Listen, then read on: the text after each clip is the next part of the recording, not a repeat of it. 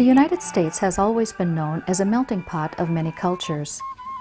By 2050, groups we now call ethnic minorities, including Latinos, Asians, and African Americans, will compose half of the United States population. As our ethnic populations continue to grow, understanding cultural diversity becomes even more important to our country as a whole. We are home to more than 66 recognized ethnic groups. Each group has its own cultural identity, and most include subcultures as well. For example, there are 350 different American Indian tribes. There are 30 separate ethnic groups among the Pacific Island Asian Americans. Caucasians also have many subcultures, such as German, Italian, Irish, or Russian. Hello, I'm Marian Karpinski, and I'll be your host during this program. Today there is a movement in our country to improve the quality of health care to all people. In this program, we will explore what it means to be a culturally competent healthcare provider and show you ways to provide quality care to people of diverse ethnic and social backgrounds. The healthcare system in the United States has its own culture and adheres to a very specific set of beliefs. Individual choice, efficiency, and technology are highly valued. Illness is believed to be a result of germs, viruses, or stress. People from different cultures do not necessarily share the same beliefs we have about what causes illness and how illness should be treated. If we disregard the role that beliefs and values play in regard to health, the quality of healthcare suffers, and we can even do harm. When we think of cultural diversity, we often think of someone of a different nationality or race. But cultural differences are much broader than that. Each of us is involved in many cultures and subcultures. For example, each of us has the culture we grew up in, the culture of being male or female, the culture of our sexual orientation, and the culture of our education and work. These all combine to form our belief system. Each person who seeks health care comes with unique experiences and beliefs that define for him or her what is healthy and what is not. You can ask people from various cultures, how do you define health? And it will be different than how we might define health. And what we would do to stay healthy. Whether we consider exercise being a very important part of staying healthy, or eating certain foods will keep you healthy, then that's part of your belief system that is culturally learned. This is something that's passed down from generation to generation. You've learned it from your mother, your grandmother, etc. Everyone from every culture tends to assume that his or her culture and way of life is the best, and that everyone should think and do things the way that he or she does. This attitude creates a barrier to good health care. Misunderstandings occur when care providers lack respect for cultural differences, or are not aware of how cultural factors influence the overall success of health care. Mental illness, for example. There have been patients that have been institutionalized in mental institutions because we just misinterpreted schizophrenia, for example. Also, we've had some tragic misdiagnoses or interpretations of people's beliefs. One example comes to mind right here in San Francisco in the mid-70s when we were having quite a few of the refugees from Vietnam coming. And there was a family where they utilized what's called coin rubbing. It's they take like a quarter or a coin and rub it on a child's back if they had a fever. And sometimes it raises welts on the back of the child. And this was a young family, had 3 or 4 children. They brought the child into the hospital and they said, you know, this has a fever, etc. And they saw the welts on the back of the child's, on the back, and they thought child abuse, and they put the husband in jail. And this was such an affront to his dignity, and that they would think that he would actually try to harm the child, that he hung himself in jail. And here now his wife and children are in this foreign land, all from a misunderstanding of, this was one of the things they thought helped a fever. So it's this misinterpretation. I mean, this is an extreme example, but this is how far it can go. Cultural competence is important in healthcare because it breaks down barriers in delivering quality patient care. When you come into a cultural home that's different from your culture, in order to be accepted by the person that you're going to be providing care to, and in order for you to feel comfortable about what you're doing and the fact that you don't violate what isn't acceptable in that culture, it's important that you know what's of value in the other person's culture and what shapes who they are. I think that it allows for a better understanding. I think it allows for a place to begin in the healthcare relationship that's much more comfortable for the patient or elder as well as the person providing care.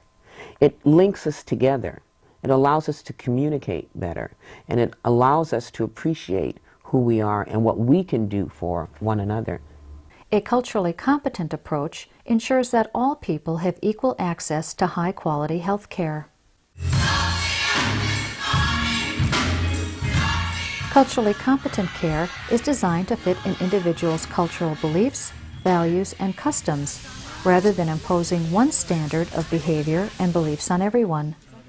Using this approach, the patient is provided with meaningful and beneficial care.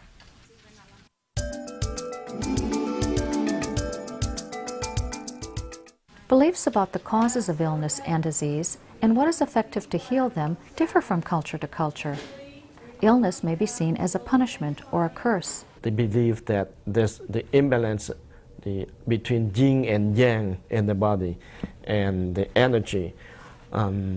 For disastrous disease like cancer, leprosy, for TB, they think that it's the God's will, or mimesis, or they receive that because they have that disease because they did something wrong in their previous life, and in this time, in this life, they get that disease as a punishment, or some even think that they did something or say something bad or disrespect to their grandfather and their past family member, then they got it as a result. Emotional, cultural, or religious beliefs may present obstacles to healing unless they are identified, discussed, and negotiated. The most important factors in delivering competent care, culturally competent care, is again to have an open mind, to be accepting and respectful of another culture. It doesn't mean that you would do those kinds of behaviors. You just have to respect the fact that this is the way those patients would practice health care. And then it's a matter of negotiation, trying to find out what will work, a willingness to negotiate. It is important to be open to the participation of folk healers or spiritual mentors in the healing process. Dealing with Native American clients, to be respectful that whatever it is that they say they're doing, whatever it is they believe, and that's their belief, you know. And I think that's if they say it's working and they believe it's working, then, you know, I'm going to believe that it's working for them. I'm not going to say, no, you need to come see the doctor. Some cultures believe that illness is caused by hot or cold imbalances. Talking about the hot, warm, cold, and moderate, the Vietnamese look at these characteristics of everything, like food, like medicine, and weather, to adjust their life. For example, if you feel hot in your body, you find something cool or moderate to counterbalance your body energy. If they very often they find, if they feel their bodies warm or hot, they find something like moderate fruit or food that has the characteristic of cool or moderate to lower your temperature. But it's not the temperature that you can see or you can judge using the thermometer, but it's the feeling of having hot or warm inside your body. It's not vital sign. Many people from non-Western cultures believe that Western medicines are too strong or hot for their bodies. They agree that Western medicine is very effective, but it's too strong for them. And compliance to medication or prescription for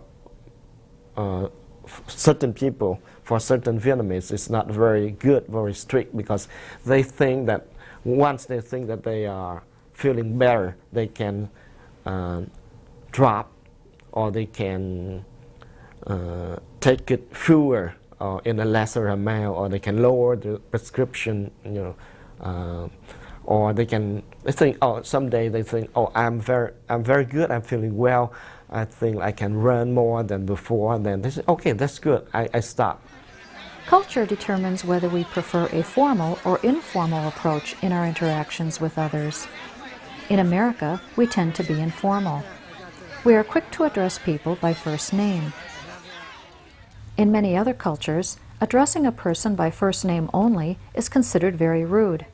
Hello, Mrs. Learning Hatcher. the appropriate form of address is important in establishing trust. I have a few If you are questions not I want to familiar ask you, with the would that be cultural all right? customs of the person you are working First of with, all, what is it is the best to best way ask to him or address her you? what is appropriate. What is the best way to address you? Mrs. Hatto is fine. Good. If I were going into an African American's home, African American elder's home to deliver care, I would address the elder by their full name. I would never, and I never do, approach an older person and call them by their first name, even if they give me permission. Even if I encounter a 70-year-old woman who says, you can just call me Mary, and her name is Mary Jones, I say, well, all right, Mrs. Jones. Okay? So that would be important, I think, and I think that's a safe thing to say, that it's a Mrs. So-and-so. And that historically goes back to the segregated South, where a woman was called a girl or a male was called a boy. And so blacks among themselves called themselves by their formal title, because no one else in the culture did. Culture is about variety. Even within one culture, there is tremendous diversity. Age, education, and individual personality influence how someone expresses his or her culture. When a person providing care goes into the home of someone that represents a different culture, that culture could be African American culture, it could be Latino culture, it could be Asian American culture, you're more likely to find an intergenerational household than you are in the Caucasian population. And again, heterogeneity comes into play, because the life experience that shaped that elder and their generation is not going to be the same life experience that's perceived the same way that's shaped the adult child or even the grandchild.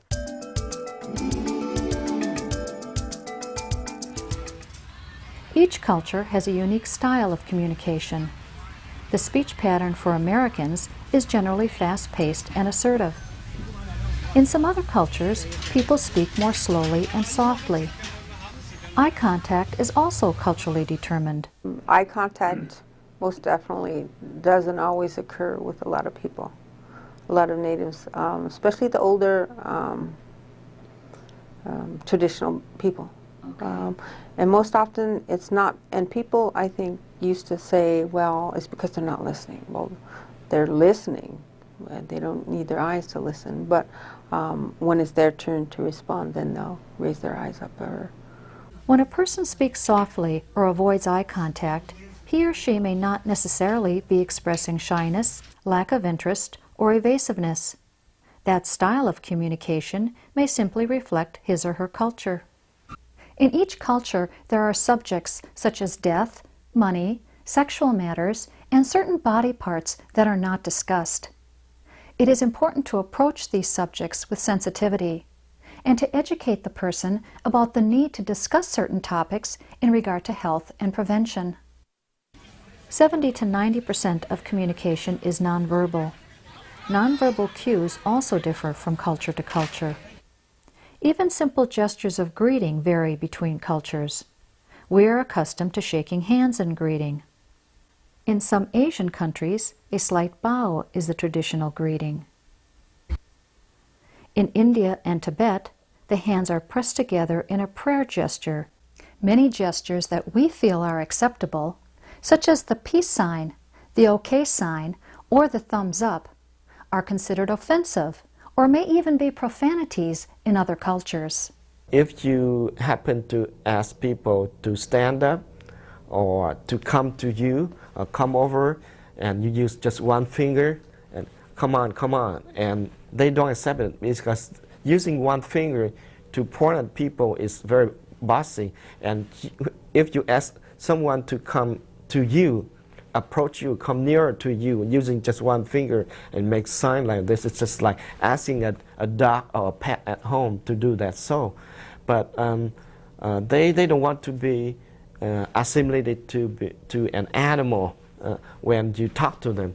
It's best to use the whole hand, the full hand, making sign. If you happen to talk to somebody and crossing your hands behind you, and for them, they will see that it's a very bossy gesture or aggressive or could be unfriendly. Or usually parents talk to children in that way when they want to reprimand them. Being aware of your gestures and how you are communicating nonverbally is important to cultural competence. People may respond to offensive gestures with expressions of anxiety or discomfort. Ask if you have done anything to offend that person and be willing to apologize for your actions. This will help to keep communication open and to reestablish trust. Books are available that teach appropriate gestures for each culture. 2 of these books are listed at the end of the video. Other factors that influence the quality of health care are gender roles, language, and literacy. In some cultures, women are extremely uncomfortable being examined by a male. Successful treatment of women from Muslim or Asian cultures may depend on matching them with a female physician. In some cultures, men have a difficult time trusting a female healthcare provider. Language differences can be a barrier. If English is not the primary language, a translator may be necessary to assure quality health care. Family members may not understand how to convey medical terms. Always use a professional translator whenever possible. Do not assume that clients can read. Never rely on only written instructions or assume that written material will be read if you leave it with someone.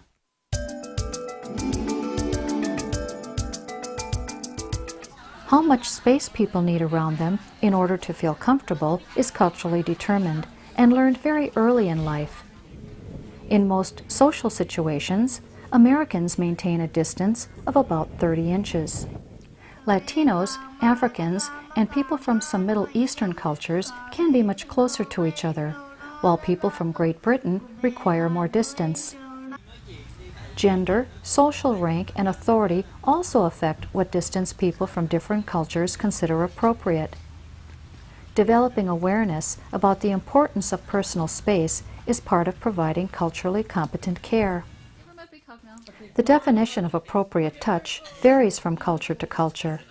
Italian and Central and South American people tend to be highly tactile. Each culture has its own standards that define when touch is considered polite or appropriate. Every culture also has its own taboos regarding touch. If you touch somebody else's hands like this, here, or we can touch friend like this, but for Vietnamese, if you don't know them well and you touch, or even though in some cases they know well, we know them, you know them well, but you touch them and they may get angry because for Vietnamese, and I would say that other Asian people, they think that their head is just to worship. They use their head as to worship their ancestor, or it's a very sacred thing that that's untouchable. Even something as simple as giving a bath, particularly if you are in home care. There are quite a few cultures that have strong feelings about you can't touch the feet and then go touch the chest or touch the head. So if you're going to be giving a bath, you need to go from head to foot, or some that don't want the head of, say, a baby touched.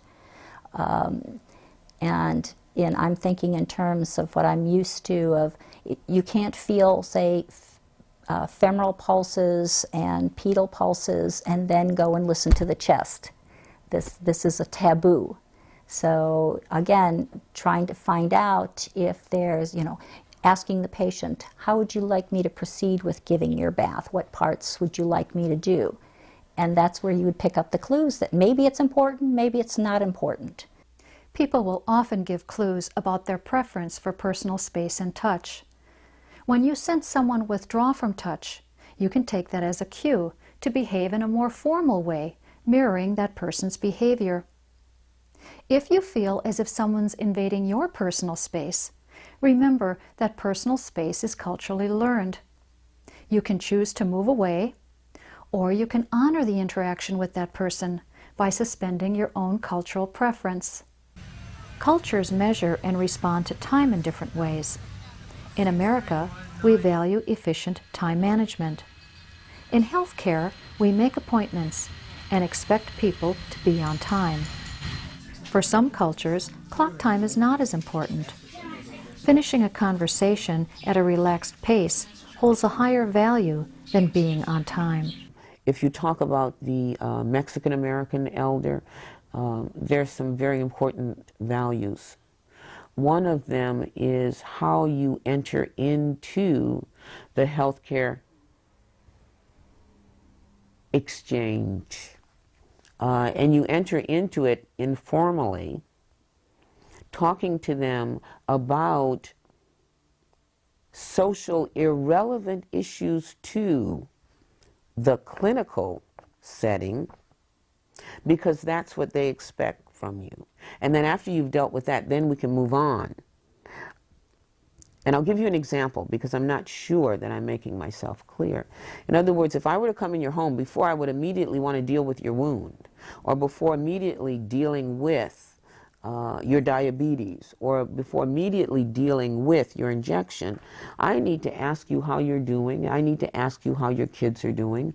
I need to ask you about Maria that you told me was getting married last week while I wasn't here, and how was the wedding.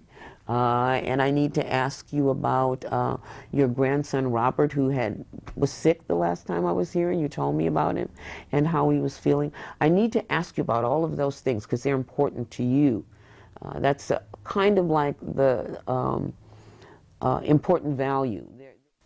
It's important to take into account the different values people have about time. Expectations about meeting appointment times may need to be flexible and negotiated. Scheduling an appointment after a routine activity, such as a meal, may work better.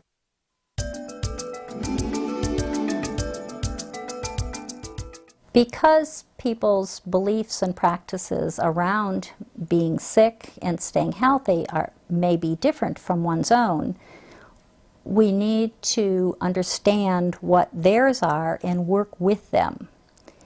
If, for example, one cannot give a patient that is just a newly arrived immigrant from another country, and I won't even say any country in particular, but say they don't even speak our language, and if they were just diagnosed as a diabetic, we just can't hand them the American Diabetic Association diet saying these are the foods you should eat, because they're not going to have those foods. Each culture has its own food preferences and food taboos. Successful care of people from different cultures must include awareness of and respect for their traditional diets and food restrictions. I remember one example where we were pushing a diet to build somebody up for surgery, and this was a person that had just recently immigrated. The food was so detrimental to their intestines, they just weren't used to it, that they had diarrhea all the time. So we were working against ourselves, so we made it worse. If we could have had the family bring in foods they were used to, that would have met everybody's goals better. In many cultures, the family plays a large role in how people make decisions. In the Vietnamese family, there are people that make decision maker. It could be the breadwinner. The breadwinner could be your son,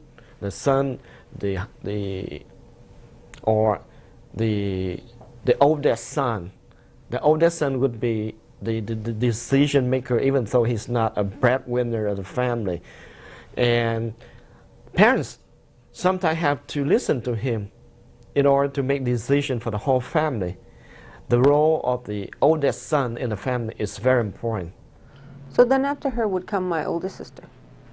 She would be the decision maker then in the family. Just like my grandmother was the decision maker in the whole family, you know. If that's what Grandma said, then that's what happened. In some cultures, it's the husband that has the right to say if I have surgery or not. In others, it's the oldest son that is the spokesperson on health decisions. But you can't know all the cultures in the world, so you have to ask them who would they prefer that we talk to about the details of their care. Many times in our culture, we want to know all the answers, but that's not true in many other cultures. For example, in many Asian cultures, you never tell a patient that they are dying, and you don't give them all the details. You never give them the results of all the tests. You give that to the family spokesperson. And they decide how much information they're going to give the patient because they see that as their protective role of their mother or their wife. And we're interfering with that if we just blurt this all out. Sexual orientation can affect health care in a variety of ways. Gays and lesbians may find it more difficult to locate open-minded healthcare providers because of stigmas about homosexuality or fears about AIDS. Medical decision-making is often more difficult for gays and lesbians than for others. If one partner of a gay or lesbian couple is in intensive medical care, the wishes of the significant other may be ignored because there is no legal marriage or because of family conflict or disapproval. When possible, the patient's choice for a decision maker should be honored. If you're providing care to an elder from a different racial or ethnic group, there's some things that you need to be aware of. The first one is, as the person providing care, you need to know a little bit about yourself, your culture, what your beliefs are, and what your values are, because they're going to come into play when you encounter someone with different beliefs and values. So you should know a little bit about yourself and who you are. To understand more about your own cultural background, ask yourself questions such as these. What cultural group do I belong to? Who do I go to when I am sick? Are there foods I don't eat because I consider them dirty or unhealthy? What are my religious or spiritual beliefs about health and illness? By becoming more aware of your own beliefs, values, and expectations, you can consider how these affect the care you provide to people of other cultures. Other questions to ask yourself are, do foreign accents irritate me? Do I believe that everyone should be able to speak English?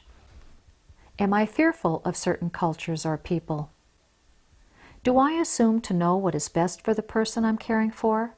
That I understand his or her wants and needs? If care providers make assumptions or expect certain behaviors from people of specific cultures, these stereotyped attitudes can create barriers to care. No one is ever exactly like the description of his or her culture. In Indian culture, it's not always the same. She's a different tribe than I am. Mm-hmm. I'm a different tribe. And even the area from which you come makes a difference. I'm from the southeast. She's from the You're west. from the South Plains, and I'm from the Northern Plains. They had a different way of obtaining food, shelter. We had a different way. And also, when the Christian people came, they encountered us down there. We are Southern Baptists mostly. Where she lives, probably Catholic or Jesuit priests came out here. So all those little things make a lot of difference in the way we react in our adult life or to a situation.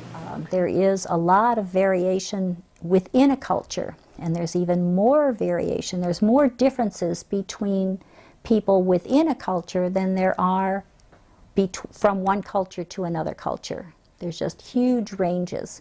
So all these rules, etc., are really just guidelines and signposts saying there may be something different here, but you always have to check it out with the patient, validate with the patient that this is what he or she would like you to do. Cultural assessment tools help us to better understand cultural and ethnic factors that affect healthcare. Important areas covered in a cultural assessment include language, literacy level, communication style, food preferences and taboos, religious beliefs, beliefs about the cause of disease, attitudes toward Western medicine, and use of folk or traditional forms of medicine. Family members may not wish to disclose certain information to the healthcare provider for fear of disapproval. When doing a cultural assessment, ask questions that are open-ended and general in nature. These types of questions create an atmosphere that is non-judgmental and encourages the person to be more candid. For example, if you want to know who is providing medical care to that person, rather than ask, "Who is your doctor?" ask, "Who do you go to when you are ill?" Open-ended questions allow a person to feel free to talk about his or her medical doctor, spiritual healer, Chinese herbalist, or acupuncturist. Rather than asking someone, "What medications are you taking?" ask, "What do you use when you are sick?" This will allow that person to tell you about any medicine or therapy that he or she is using. Some herbal remedies can interfere with or potentiate prescribed medications. It's important to establish trust through open-ended questions to assure safer health care. Other important questions that will help you understand that person's beliefs about illness and health are, what do you think caused your illness? What have you been doing or taking for this illness? Is there something about your culture or religion that I need to know to give you better care? You also need to understand historical factors that may be a unique trauma or stressor to the particular racial or cultural group that you're working with. If we look at the Japanese American elderly, certainly one of the unique experiences for that population would be the Japanese internment in the United States during World War II. If we look at the African American elder, a unique historical event that helped shape who they are would be Jim Crow and the whole institution of segregation. To become familiar with a person's history, consider these factors. Where was the person born? Under what circumstances did he or she arrive in this country? Was there an experience of oppression? Does he or she have reason to be suspicious of Western medicine or authorities in general? Another important historical factor that would be important to know about African American elders is the Tuskegee study. The Tuskegee study was a study of untreated syphilis that lasted for approximately 40 years. It was a longitudinal study from 1932 to 1972, in which all of the data were reported in medical journals as well as to Congress about a study that was being conducted in which a group of low-income, rural, Macon County, Alabama males were told that they were participating in a treatment for bad blood. Essentially, the study was one in which, after having been diagnosed with syphilis, you were told that you were being treated, but you were not. So that they watched to see what would be the results of untreated syphilis on anyone. And the consequences were the same as they would be with anyone. The belief was that this syphilis would in some way be different in blacks than in whites. Many blacks know about that study. Elders know about their study. Their adult children know about that study.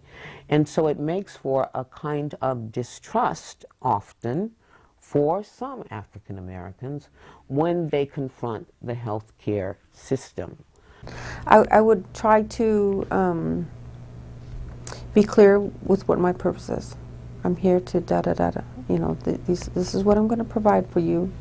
You know, I always ask you, is that all right with you? Do you have any questions? Do you have anything to add? And then I would be consistent. And that's where the trust comes from. Because once you promise something, you have to follow through with it. So be consistent with, okay, I'm going to be here on this day and show up for your appointment. Or I'm going to transport you to this appointment. Make sure that you pick them up on time. Certain diseases can be more common to specific ethnic groups.